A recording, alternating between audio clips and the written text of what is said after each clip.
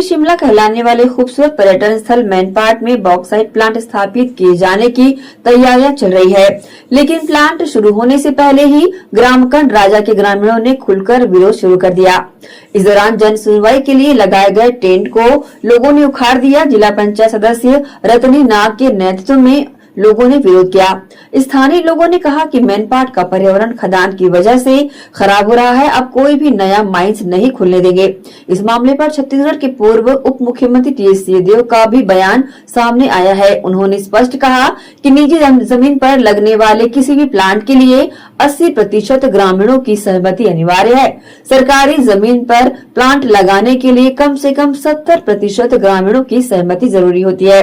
उन्होंने कहा कि बिना जन सहमति के किसी भी उद्योग को स्थापित करना नियमों के खिलाफ है।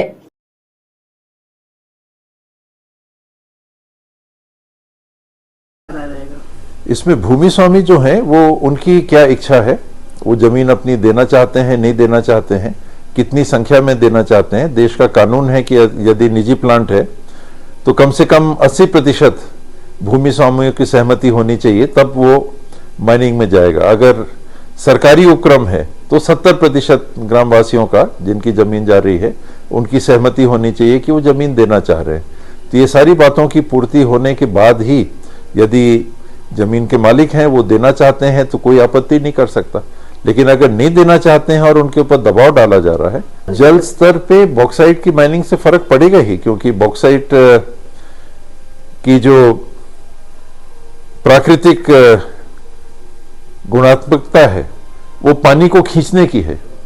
ये माना जाता है कि बरसात में जब पानी बरसता है तो बॉक्साइट उसको खींच के अपने पास रख लेता है, और गर्मी के समय जैसे स्पंज है, जब खुलता है तो फिर पानी को देता है।